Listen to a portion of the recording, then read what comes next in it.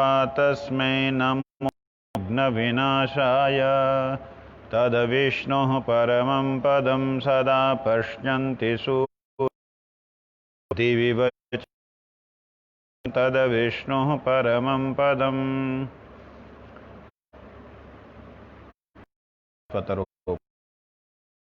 समेषु हि वह्निवाका विवर्ज्य शब्दजलाशयानुकूपी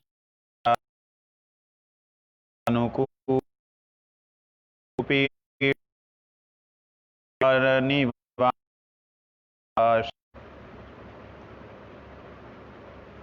कहते हैं।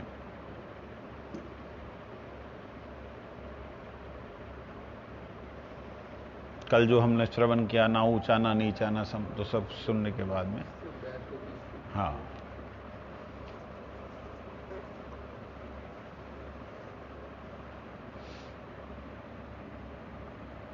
ऐसी जगह पे बैठे जो धर्मशाला ना हो, ऐसा जलाशय ना हो, ऐसा नज़दीक कोई किनारा ना हो, कोई नदी का, जहाँ जलाशय का, जहाँ बहुत ज़्यादा लोग आते जाते हों, हल्ला गुल्ला होता हो, इन सब से दूर ऐसी जगह पे बैठे जहाँ वायु शून्य, अर्थात हवा का भी प्रवाह जो है ज़्यादा आना जाना नहीं होता, हवा भी कम आती जाती है, ऐसे स्थान पे बैठ कर के पहले बताए हुए आसनों की तरह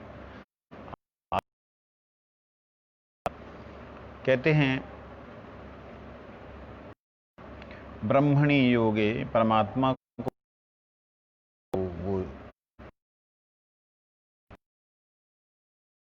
वो योग कर रहा है,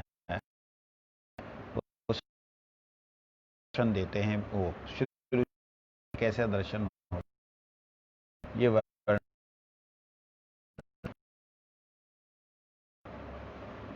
निहारा धूमा अर्का नीला अलना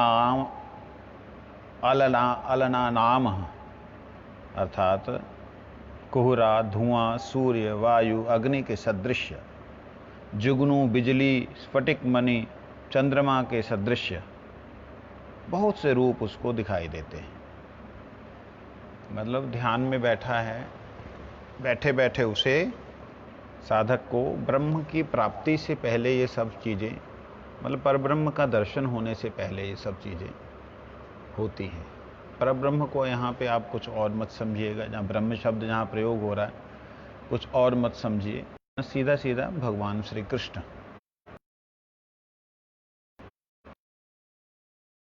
स्वयं कहते हैं मैं ही परब्रह्म हूँ, आपसे लेके चले।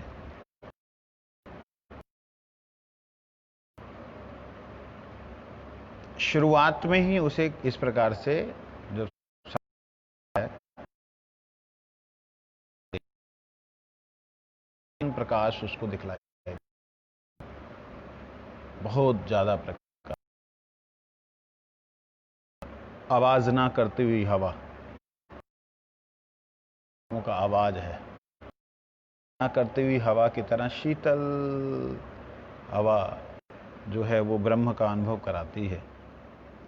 कभी अग्नि के सदृश तेज दिखाई पड़ता है, कभी जुगनू के समान उसे टिमटिमाहट जो है उसकी नजरों में आती है, कभी सामने, इस प्रकार से बहुत कुछ उसके सामने दृष्टिगोचर होता है। कभी स्फटिक मणि के सदृश उज्जवल रूप दिखने लगता है, कभी चंद्रमा की भांति शीतल प्रकाश जो है सर्वत्र फैल जाता है।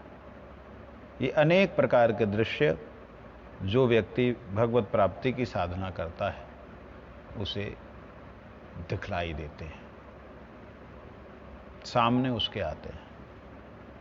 आगे कहते हैं पृथ्व्य तेजो अनिलखे समुत्थित्ते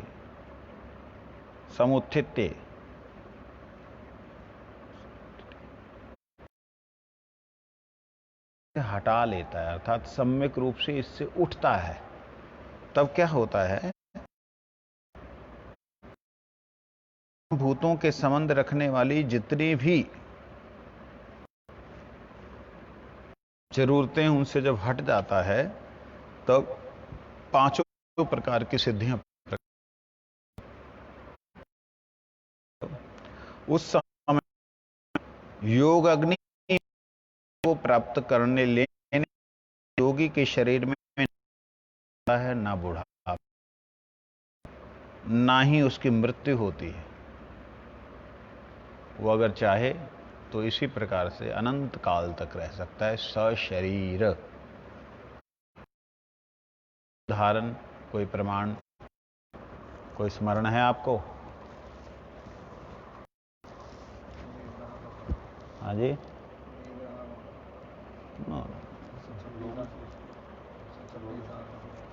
लोमस ऋषि हुए, जहाँ सनक सनातन सनत कुमार, नारद जी, ब्रह्मा जी, ये जो ऋषिगण हैं, सप्त ऋषिगण जो हैं, ये लोगों का शरीर जो है सिद्ध हो गया।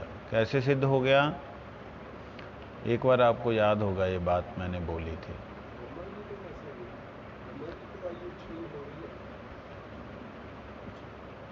ऐसा होता है तो कैसे हुए वो? भगवान के पार्षद होने की वजह से ऐसे। सनत कुमार ने भी साधना की है, जन्म होते ही वो साधना में लग गए। 10,000 दक्ष वो सारे के सबको साध्य साधन से ही उनको जो है साध्य वस्तु अर्थात तपलोक ये सब प्राप्त। महालोक जो साधना करने पर ही होता है। जैसे दुर्वासा ऋषि हैं, वो देखो तो सतयुग में भी दिखाई दे रहे हैं, द्वापर में भी। क्या मतलब है? कैसे होता है सब कुछ? इसका सिंपल सा एक सिद्धांत समझने के लिए है। साधना कर रहा है, साधन करते करते करते करते जिस भी उम्र, जिस भी अवस्था, जिस भी रूप की स्थिति में उसे भगवत साक्षात्कार होता है, वो साक्षात्कार होने के बाद वह समय, वो स्थिति, वो आकार स्थिर हो जाता है प्रकृति के पास में। किसके पास? प्रकृति के पास स्थिर। अगर वो चाहे वह जहां भी डोल सकता है, आ सकता है, जा सकता है। लेकिन अगर वो चाहता है कि नहीं, मेरे को शरीर नहीं रखना है, इससे मैं बाहर जाना चाहता हूं, अगर वो ऐसा चाहता है तब अलग बात है। तो देखते हैं वही हमें स्वप्न में आते हैं। लेकिन इसके अलावा जिन ऋषियों को हमने देखा ही नहीं, जिन ऋषियों के बारे में पता ही नहीं है, उन ऋषियों का दर्शन होता है। पर जिद की थी, गोकुल महावन में था मैं, तो उसमें पहले इस प्रकार की साधना करता है तो उसको जो सिद्ध महापुरुष हैं उनके दर्शन होते हैं। ठीक है, मैं भी करूंगा। तो रात को जागते वो पेड़ के नीचे, बेल का पेड़ था, महाराज जी को बोल दिया था। कहते वहाँ सांप ऊप निकलते हैं। मैंने कहा काट लेगा, मरेंगे और क्या, जाना तो है ही, कुछ करके जाएं। तो वहाँ निश्चित लिखी हैं, वो बहुत बहुत बहुत ही सत्य है, पूर्ण सत्य है। मतलब इसमें कहीं कल्पनाएं नहीं। उस वक्त जो वर्तमान में जो भी लोग थे में आ चुके, कौन कौन महात्मा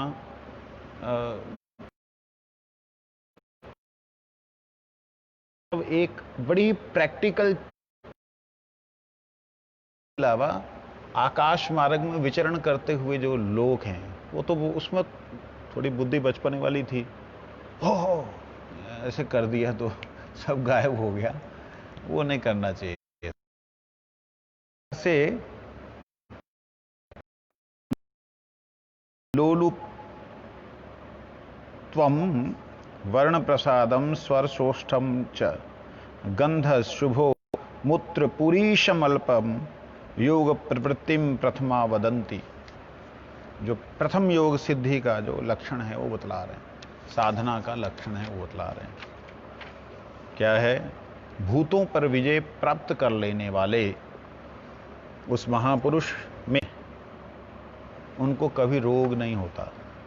भौतिक पदार्थों में उनकी आसक्ति नष्ट हो जाती है। कोई भी भौतिक पदार्थ सामने आने पर उनके मन इंद्रियां उसकी ओर आकर्षित नहीं होती। उनका शरीर का वर्ण उज्जवल हो जाता है, स्वर अत्यंत मधुर और स्पष्ट हो जाता है, शरीर में बहुत अच्छी अत्यंत मधुर और शरीर में से बहुत अच्छी गंध निकलती है और चारों तरफ फैल जाती है।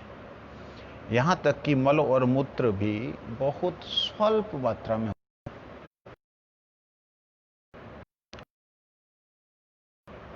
मार्ग पे चलने वाले लोगों के सामने सबसे पहले उसके मंत्र सिद्धियों की अवस्था आती है। कल हम लोगों ने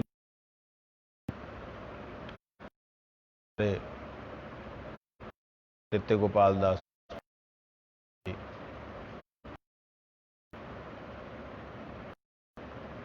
वैष्णव सेवन से तो सब कुछ सर्व सिद्धि हो जाती है, वो बात भी इसमें है।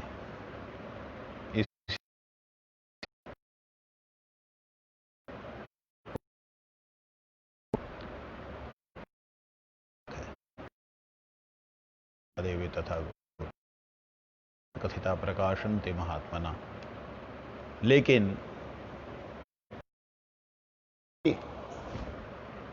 साक्षात प्रत्यक्ष करना चाहता है साधनाएं, जो साक्षात प्रत्यक्ष रूप से नहीं करना चाहता, सोचता है मैं ज्यादा चल रहा हूं, गुरुदेव मेरे को लेके जा रहे हैं, जब ले जाना होगा ले जाएंगे, बस ऊपर सिद्धि जो बतलाई थी ना हमने, अष्ट सिद्धियां स्टार्टिंग में जो बतलाई थी, याद है? उसमें एक है कि भाई हैं? हाँ वो थी वो भाग्य के ऊपर है, जो है हो जाएगा, कभी ना कभी तो हो ही जाएगी, आज नहीं तो कल सही। अहो अहो ओह है कि 5 प्रकार का वो है, वो तुष्टि में है, तुष्टि में नहीं, 5 की जो अष्ट प्रकार की तुष्टि है उसके अंदर है, 5 अष्ट प्रकार की तुष्टि।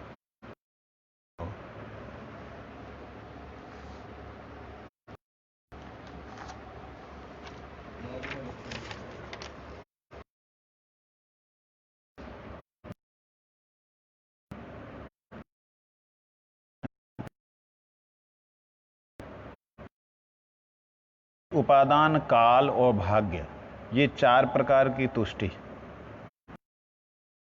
विषय निवृत्ति की तुष्टि, ये तुष्टि है। तो भाग्य में संतुष्ट होने वाला व्यक्ति क्या सोचता है? काल समय होएगा, हो जाएगा। अपर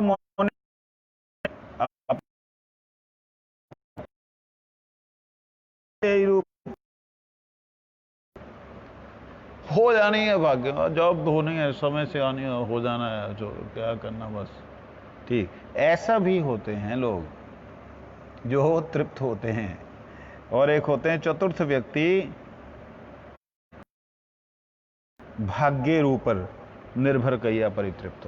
भाग्य में जब होना भी हम क्यों उसमें परेशान होते हैं, भाग्य की बात है। ऐसे लोग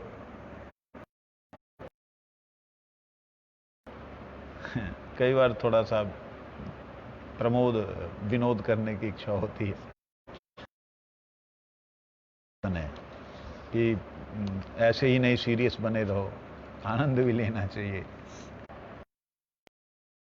यम भ्राजते तत्सुधांतम तद्वात्मतत्वम प्रसमीक्षय देहि एकाकृतार्थो भवे भवते वीतशोक। जिस प्रकार कोई तेजोमय रत्न मट्टी में लिप्त होने के कारण छिपा रहता है, अपने असली रूप में प्रकट नहीं होता, परंतु जब मट्टी आदि को हटाकर धो कर साफ करके उसको कर लिया जाता है तो असली रूप में चमकने लगता है। देखिए, ये सिद्धियां वगैरह वास्तविकता में कुछ भी नहीं है। मैं आपको छोटी सी एक बात निवेदन करना चाहता हूँ। शायद आप लोगों को ऐसा लगे कि ये अचानक से किस मार्ग क्या बात बोलने लग गए। ये सिद्धियां वगैरह कुछ भी नहीं है, तुच्छ हैं। तुच्छ मीन्स अति तुच्छ है। जब जीव उस अवस्था में, उस तटस्थ अवस्था में जिस तत्व को देखता है, वो तत्व को देखने मात्र तत्व उसके अधीन हो जाता है। जैसे ही अपने तटस्थ अवस्था में तो पंच कर पाता है, मन को अपने मतलब सब कुछ उसके कुछ भी निर्माण कर धारित जगत, जो जगत को धारण करने का समर्थ रखता है, वो है जीव। कुछ नहीं है, लोगों को बहकावे में लाने वाली बातें हैं।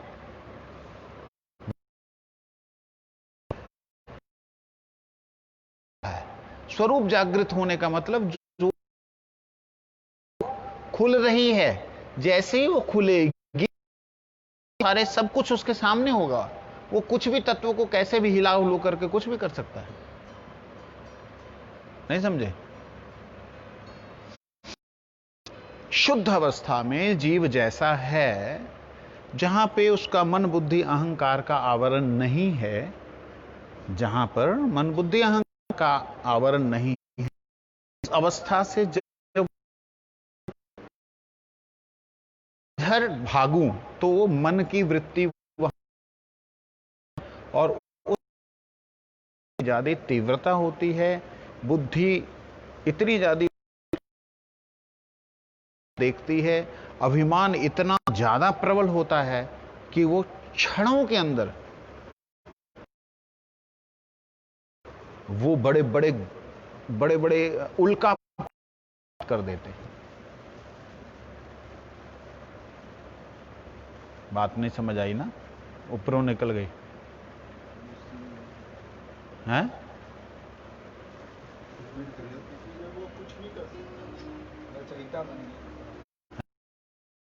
बन जाता। क्या क्या बोल रहा हूं? किस अवस्था में? ना, फिर रहने दो उसको, अगर तुम्हारा ध्यान उधर नहीं लग रहा तो। जो बात बोल रहा हूं समझने वाली बात है। जीवात्मा तटस्थ अवस्था मतलब इतनी शक्ति समर्थ है उसका, इतना शक्ति सामर्थ्य है जीवात्मा का तटस्थ अवस्था में, अंडरलाइन तटस्थ अवस्था है, जहां पर जीवात्मा का कोई भी स्वरूप भक्त अनुकूल स्वरूप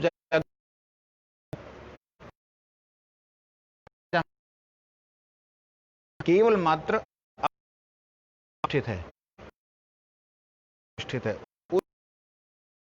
में वो नहीं। तटस्थ अवस्था में ऐसा होता है। जब उस तटस्थ अवस्था में जीव के अंदर है,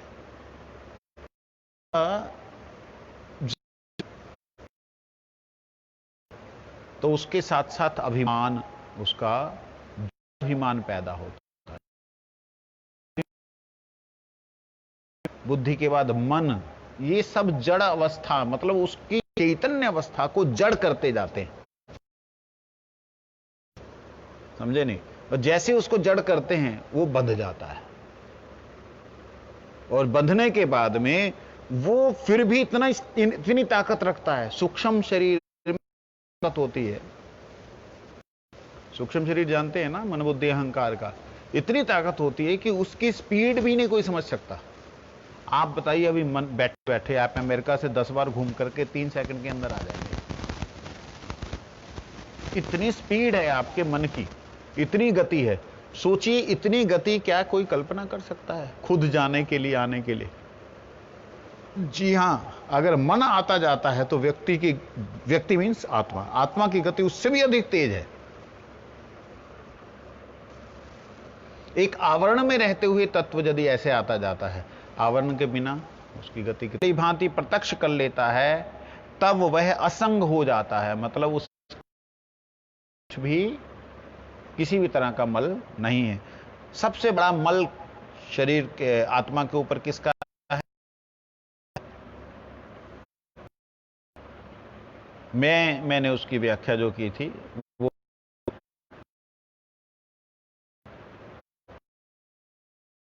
ये 3 तरह के लेप, मन, बुद्धि और अहंकार। जड़ बुद्धि जो है, मन पर जो अभिमान है वो पाषाण सदृश है। इनको जब तक साफ नहीं करते हम लोग, इनकी अगर क्लियरिटी नहीं होती, इनकी सफाई नहीं होती, इनको हटाया नहीं जाता, तब तक आत्मा का स्वयं रूप प्रकट नहीं होता। यही बात यहां पर एक अन्य रूप से कही है। क्या कहते हैं? अर्थात उसका जो जड़ पदार्थों के साथ संयोग हो रहा था, उसका नाश ना होने तक वो मतलब उस तटस्थ आता, उस अवस्था में पहुंचता है, तब उसके सब प्रकार के दुखों का अंत होकर सर्वथा कृत्य हो जाता है। तब उसका मनुष्य जन्म सार्थक हो।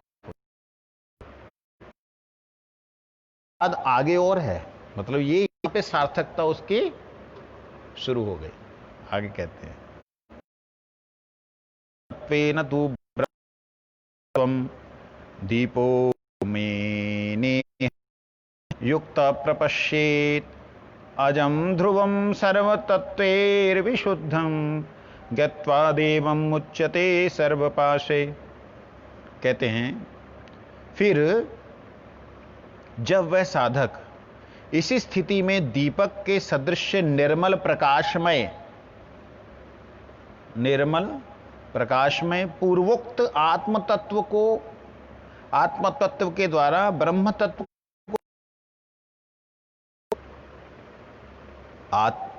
के द्वारा, मतलब आत्मा के द्वारा ब्रह्म का दर्शन कर लेता है, अर्थात आत्मा का प्रत्यक्ष कर लेता है, तब उन जन्म आदि समस्त विकारों से रहित, अचल और निश्चित तथा समस्त तत्वों से असंग सर्वथा विशुद्ध परमात्मा को तत्व से जान लेता है। भगवान को कैसे जानता है? आत्म तत्व से। यहां 2 तत्व हैं, आत्म तत्व से परमात्मा तत्व को जानना। जो ये बोलते हैं ना, बस एक ही है, रब है, जो श्वेताश्वत कर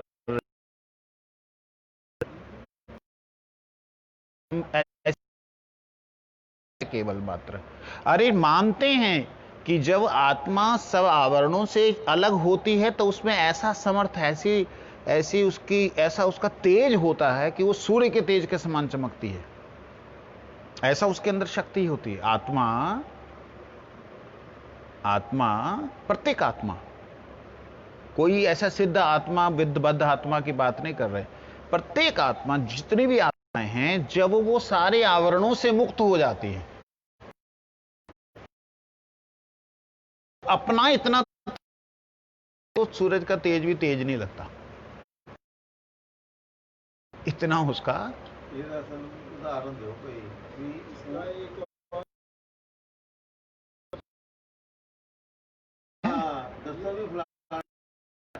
फलाने का, हर आत्मा की बात करो, मैं चींटी की आत्मा की बात कर रहा हूं। गल ठीक है, एक ग्रंथ की गल हो रही है। देखो आपको प्रमाण भी ना चाहिए कि देखो उस तरह का निर्लेप हो गया कि वो देखो आत्मा।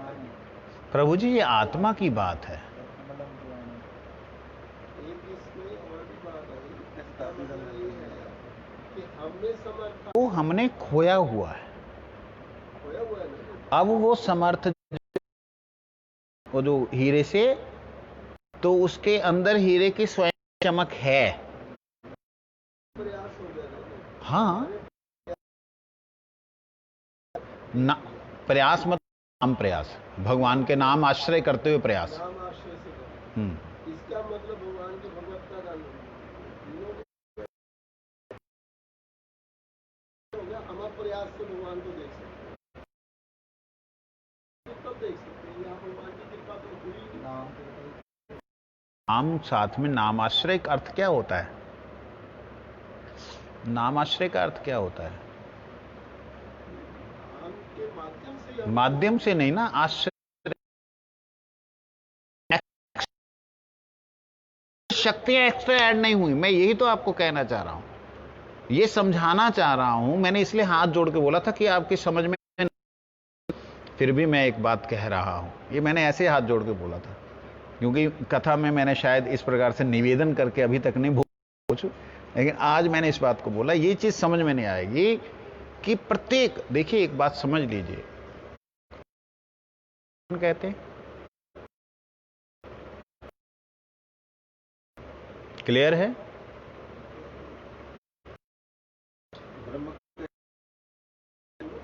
ब्रह्म ब्रह्म जो के अंदर अंतर नहीं है, लेकिन उसका अस्तित्व दिखलाई देता है अलग से, जलबिंदु का। उदाहरण इतने जरूरत नहीं है। समझ रहे हैं? यहां पे जो आत्मा है, कोई भी मतलब जितना, ये आत्माओं ने किया हुआ है धारण। आत्माओं के समूह, कौन है आत्माओं का समूह? वो परमात्मा की जो प्रकाश, जो शक्ति है, जो आगे आने वाला है, वो श्लोक आने वाला है, वो जो प्रकाशमय शक्ति है, उसने इसको धारण किया। इसमें उसको अलग से सामर्थ्य नहीं मिल रहा है। ये बात समझने वाली है। नहीं समझे? नहीं, ठीक नहीं, आप कर सकते हैं, तर्क कर सकते हैं। इसमें उसको अलग से सामर्थ्य नहीं मिला, केवल उसका सामर्थ्य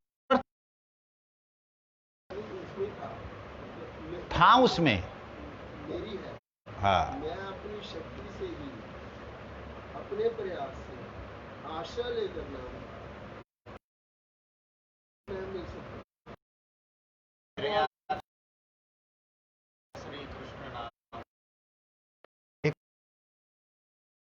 वहां तो बात खत्म होगी ना। तो वो दर्शन कहां हुआ है? आपने कहा कि दर्शन हो गया, वो मैं तो सिर्फ उसको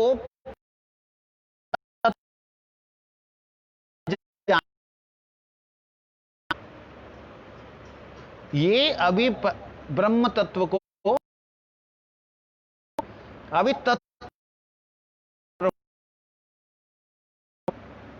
अभी तो केवल तत्व को तत्व से पीछे आया तो था कि प्रकाश दे दिया उसने, अब वो कह रहा है इसको हटा लो, मुझे अंदर का। वो अर्जुन बोलता है ना वो इस उपनिषद में आया नहीं था कि उन्होंने बोला था कि प्रकाश स्वरूप का आपकी एक पर्दा हटा लो जो ये यहां भी आने वाला है। तो कहने का मतलब ये है, ये तो एक साधक की साधना किसके ऊपर आधारित होती है? स्वयं के ऊपर। साधना किस लिए कर रहा होता है? भगवत प्राप्ति की। कौन सी साधना होती? तो नाम का आश्रय करके, नाम प्रभु के चरणों में समर्पित होकर के, नाम प्रभु को जानने का प्रयास करते हुए, मेरे द्वारा सारा संग्रह, मैं इस वायु को यहां से वहां भेज सकता हूं, वहां मैं अपने रूप को प्रकट कर सकता हूं, अहम ब्रह्मस्मि, तभी तो उनके ब्रह्म भाव आता है। तत्व को भी जानने के बाद क्या बोलते हैं, विभुत्व को जानने के बाद जो अणु है, अपने आप को उससे अभेद दृष्टि दिखता है कि मेरे में भी वो सेम, वो प्रकाश है, उसमें मूल प्रकाश तत्व है।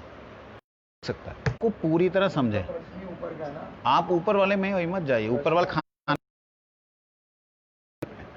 अभी इसमें भी उसे नाम आश्रय मंत्र होता है। मंत्र प्रणव को अपने आप करना पड़ता है, तभी वो छूट सकता है, वो मुक्त हो सकता है। विभूति को जानने में भी तो फिर मतलब विभूति की पाई है, तभी वो विभूति को जान सकता है। विभू जो कि वहाँ यही है कि वही जीव अपने सामर्थ्य से विभू तत्व को नहीं जान सकता, देखिए, क्योंकि जीव ससीम उसमें आएगा, अनुभव में आएगा। विभू को होता है, तत्व विभू को ध्यान दीजिए, विभू को जो हम उसकी जो डिग्री लगा रहे हैं ना वहाँ पे, जो हम उसकी जानने की जो एक सीमा बना रहे हैं, वो विभू के दो अर्थ होते हैं। बलदान बुद्धि योगम। परमपुर जी वाला बताया, विभू को जानने वाला जो परमपुर जी ने बताया, बोला बोलते हैं कि वेद जो है, वेद का अवलंबन जैमिनी ने भी किया, पतंजलि ने भी किया, अन्य ने अनेक, परंतु कहते सबका कहते जो भी है दिखाई दिया। उस कहते क्योंकि तत्व है वो जो वेद जो उसका प्रतिपाद्य जो विषय है वेद का, वो उसको केवल मात्र कौन जान सकता है, जो उसके प्रति शरणागत हो सकता है। के लिए तो हो बोला गया? बलदामी बुद्धि योगम। हो गया ना? अभी वही उसी चीज को हम बोल रहे हैं, कृपया सुनने का प्रयास। न गलत की बात नहीं है, आप देता हूं कथा के अंदर, तो हम स्वयं भगवान हैं। लेकिन मैं यहां तक आज एक अलग बात बोलने जा रहा हूं, ना भी आश्रय किया हो, ना प्रणव का आश्रय किया हो, ना किसी का भी ना आश्रय करके अगर कोई प्राप्त करता है, निर्वेद जो जो उसके ऊपर आवरण है उनसे अलग हटता जाता है, अलग हटता जाता है, अलग हटता जाता है, शरीर की सारी सुविधाओं उनसे अलग होता जाता, तब भी अपना जो सामर्थ्य है उसके जो पंच तत्व हैं को छोटा लगता है। देखिए, ध्यान दीजिएगा, एक बात आप कहना चाह रहा हूं वो सिद्ध है, कोशिश करिएगा, ठीक है? ये बात कही गई है ना, 5 तत्वों से श्रेष्ठ क्या है? शरीर। कहा गया इस पंच तत्व आत्मक शरीर से श्रेष्ठ क्या है? इंद्रियां। जी हां, ये पंच श्रेष्ठ क्या है? इंद्रियों से श्रेष्ठ क्या है? मन। मन से श्रेष्ठ क्या है? बुद्धि। बुद्धि से श्रेष्ठ क्या है? अहंकार। अहंकार मतलब स्वरूप भ्रम, और जब स्वरूप जागृति जो है वो अवस्था क्या है? उससे श्रेष्ठ है। पंच तत्वों से जब श्रेष्ठ शरीर कहा, 5 तत्वों से श्रेष्ठ, 5 तत्व बाहर, उससे श्रेष्ठ शरीर कहा। क्यों कहा? क्योंकि वो 5 तत्व अलग अलग हैं। अलग अलग तत्व को अलग अलग रूप से प्रयोग कर सकते हैं, लेकिन उनको अलग अलग उठा करके एक जगह एकत्रित करके प्रकट हो गया, वो उससे श्रेष्ठ हुआ। महाबाहो यदम इदम धारेत जगत। जीव जीव बन जाते हैं।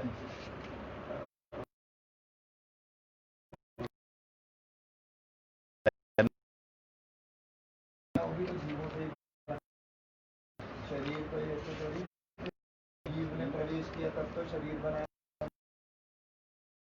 जीव अपने सामर्थ्य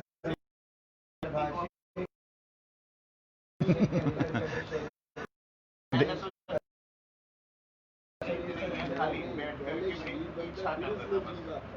नहीं नहीं, ऐसा नहीं होता। इच्छा करने से क्रिया होती है। वही क्रिया कहते, क्रिया करने की शक्ति भी कहते जीव में नहीं है, क्रिया करने की बल भी जो भगवान दे रहा है, वो कार्य को सिद्ध करने में भी भगवान दे रहा है, उसके बाद फल प्राप्ति भी भगवान दे रहा है। नहीं, वो जो है वो अलग है। यहाँ पे ध्यान दीजिए, यहाँ पे श्लोक मेरा है निकाला 7वें अध्याय का 4था और भूमि आप अनल धीरेवच अहंकार इति विभिन्ना प्रकृति अष्टधा। ये 8 प्रकार की प्रकृति है। 8 प्रकार की प्रकृति, प्रकृति मतलब शक्ति भगवान की, इसको कहते हैं अपरा, निकृष्टा, क्षुद्रा, मतलब उसके अधीन।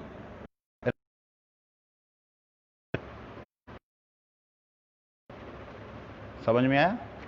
परा प्रकृति के अधीन रहने वाली जो प्रकृति है उसे कहते हैं 8 प्रकार की प्रकृति। भूमि आप अनल वायु खम मन बुद्धि रेवचा। ये 8 प्रकार की प्रकृति, मन बुद्धि अहंकार और 5 तत्व। 5 तत्वों से बना हुआ सारा ब्रह्मांड, सारा जितना भी है, और इसके अंदर मन बुद्धि अहंकार रूप सूक्ष्म निकृष्ट है। आग निकृष्ट है, आग जल निकृष्ट है। एक बार आग क्या हालत कर देती है, एक बार जल आए तो क्या कर देती, तूफान आए तो क्या कर देती है। अरे हमने उस दिन पढ़ा था वो जो वायु और अग्नि, उसका भी धुआं तिनका नहीं उठा पाए, है ना। वायु देवता तिनका नहीं उठा पाया, वो नहीं कर पाया। कहते हैं इतस अपरयम इतस्त्व अन्या धी में पराम महाबाहो यदम धार। मेरी एक यहां ठाकुर जी महाराज ने, अन्यथा वो आया है परा प्रकृति,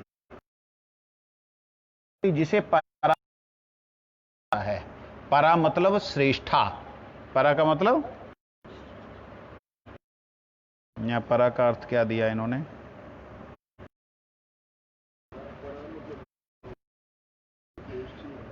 परम, उत्कृष्ट, निकृष्ट होता है। सिंपल है ना। तो ये किसके लिए बोल रहे हैं जी, किसके लिए बोल रहे हैं? जीव के लिए, भगवान के लिए नहीं। शक्ति के लिए बोल लो, शक्ति की। परम जीव को उन्होंने बोला जीव जो है परा प्रकृति का अंश है। तो वही तो बात हो रही है। तो वहां महाराज जी परा प्रकृति शक्ति जो कार्य कर रही है, जीव जो अंश स्वरूप से जो कार्य करता है, उसमें तो भिन्नता दिखाई दे सकती है। दिख रही है, दिख रही, वो भिन्नता दिख रही है। मेरी इससे अलग प्रकृति है जिसको कहते हैं परा प्रकृति, जहां जिसको कहते हैं तटस्था शक्ति। वास्तविकता में जीव जो है भगवान की माया है, जो है जिसको हम लोग बलदेव कहते हैं, उस विश्व चक्रवर्ती कहते हैं कही गई बहिरंगा शक्ति जड़ होने के कारण अपरा अर्थात निकृष्टता, इससे अलग शक्ति है। चेतन होने के कारण श्रेष्ठ है। यह श्रेष्ठ इसलिए है कि यह चेतना के द्वारा इस जगत को है। ऐसे कहना आसान है, जगत को धारण करने वाली जो शक्ति है उसका कल्पना प्रदान करने के लिए जीव है। जब तक जीव किसी जड़ वस्तु में प्रवेश नहीं करता है, जो प्राप्त नहीं होता है। उसका आगे देते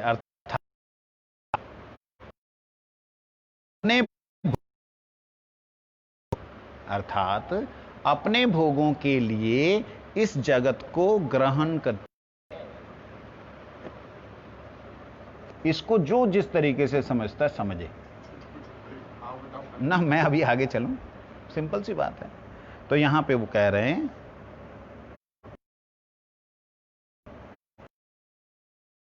जो उसका मिट्टी हट जाती है, जो हीरे से मिट्टी हट जाती तो उसका स्वरूप जागृत होता है, और स्वरूप जागृत होने के बाद में सभी बंधनों से मुक्त हो जाता है, छूट जाता है, और वह परमात्म तत्व को भी आत्म तत्व से ब्रह्म तत्व को जानने वाला बन जाता है। आगे एक शब्द कहा है, इस मंत्र में आत्म तत्व से ब्रह्म तत्व जानने की जो बात दिखलाई गई है, जो शब्द बोला गया है, उसका अर्थ ये है कि परमात्मा का साक्षात्कार मन, बुद्धि और इंद्रियों द्वारा नहीं हो सकता। यहां जो भी परमात्मा के साक्षात्कार या उनके तत्व को जानने की बात मन, बुद्धि और इंद्रियों से बाहर की बात है। बताओ जी, क्या अर्थ हुआ इसका? जो लाइन सुनी अभी आपने, ध्यान ही नहीं दोगे तो क्या समझ?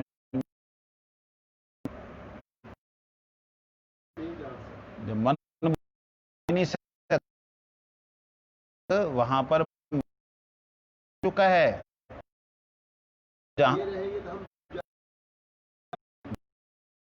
प्रक्रिया है, वो प्रक्रिया क्या? बैठे बैठे कि मैं इस वक्त अमेरिका में फलानी जगह पे खड़ा हूं, और यहां बैठा हुआ है, वहां पे वो खड़ा मिलता है, और वहां पे वह अमुक व्यक्ति से मिलने जा रहा है और मिलता है वो, और सारी क्रियाओं को करके पुनः वापस आता है। इसे बोलते चित्त निर्माण क्रिया। ये संभव होता है। परम गुरु जी ने इस प्रकार से एक लीला करके दिखलाया था। सौरवी ऋषि ने 50 अपने रूप बनाए थे, 50 कन्याओं के साथ शादी की थी, और बस एक ही अंतर होता था कि इधर वाले को पहले, मूल वाले को भूख लगी। तो उस चित्त निर्माण में वो कुछ भी जो भी सोचेगा वो वाला बंदा खड़ा वो ही कर सकता है। वो नहीं करेगा, ये करेगा वहां पे। है ना, मतलब मैं यहाँ पे चित्त, मान लीजिए चित्त निर्माण करके अमेरिका में चला गया, मेरे चित्त में मैं अपना ये निर्माण कर रहा हूँ कि मैं पर लगा के उड़ना शुरू हो गया, तो वो वहाँ पे ओरिजिनली उड़ना। पर लगा के उड़ने की मतलब क्या बनता है भाई? जो चीज है प्रैक्टिकल, वो प्रैक्टिकल होगा ना। प्रैक्टिकली तो आप कोई भी कल्पना ऐसा अपने स्वरूप का निर्माण कर सकता है। मन की स्थिति है ना, आपने क्या दिया, चित्त निर्माण पे जो मैं चित्त निर्माण में बनाऊं, मेरे यहाँ चित्त निर्माण में आया कि मैं यहाँ पे कुछ डिफरेंट करूं, तो मैं वो चित्त निर्माण से वहां पे उस बंदे से लेकिन नॉर्मली होता वही है, जैसा आप हो वैसा ही वहां प्रकट होता है, उतना ही सामर्थ्य होता है उसका। इससे